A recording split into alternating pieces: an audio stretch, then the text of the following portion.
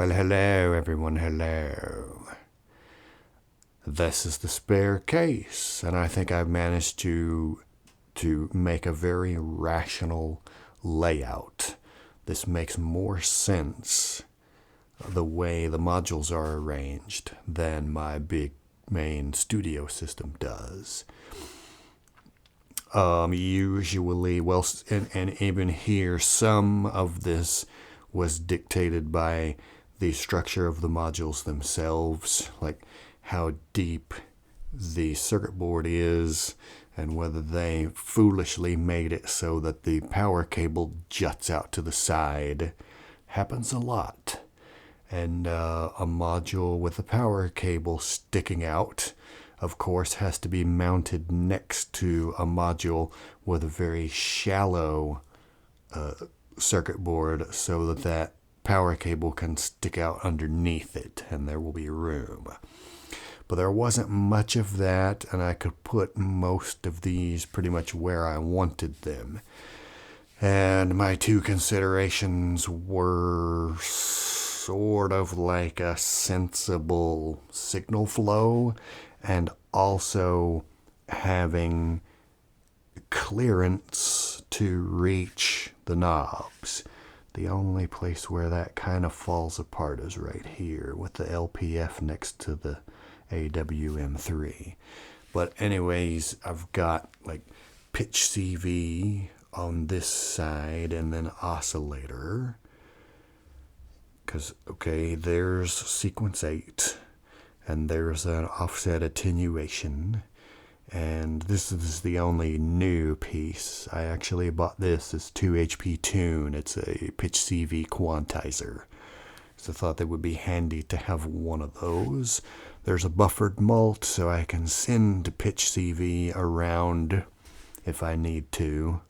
Though actually in this box there's only one oscillator module, not counting Synth Chaos NAND, which is a noisemaker, not a musical oscillator, and the PLL, which is dependent on an external oscillator to control it. So that would be from here, the circuit slices dual parallel VCO.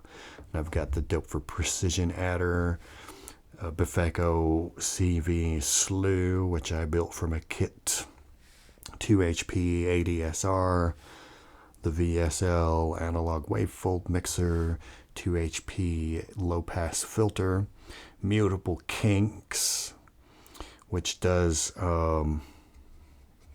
rectification, a little bit of analog logic where you can compare two signals and get the minimum and maximum out.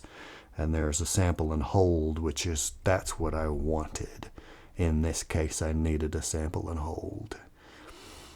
Then the A1431 complex envelope, which is just its envelopes as well as some interesting gating. This could be used as a clock source if I set it up correctly.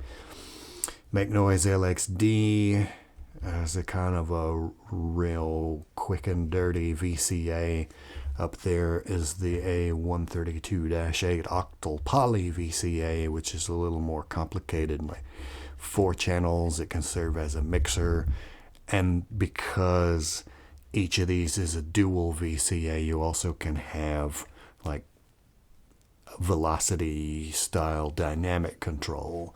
There's a clock divider, NLC squid axon for random voltages, Blue Lantern CMOS party for logic gates. I've got an external audio in with an envelope follower and the voltage controlled LFO for more modulation that will respond to another CV. And so, yeah, I think that makes a lot of sense, that layout. And then over here, I decided not to sell the BBD after all. It fits almost perfectly in the Dope for Mini beauty case. The 2HP left over, I put Bustal Propust, which is a passive filter bank, which I think I can use in conjunction with the BBD. And with it being in its own tiny little case, that makes it kind of a standalone effect, and I will be able to use it in lots of contexts because it's portable and it's in a case by itself. Anyway, there you go. And now I think I ought to patch this up so we can hear what it does.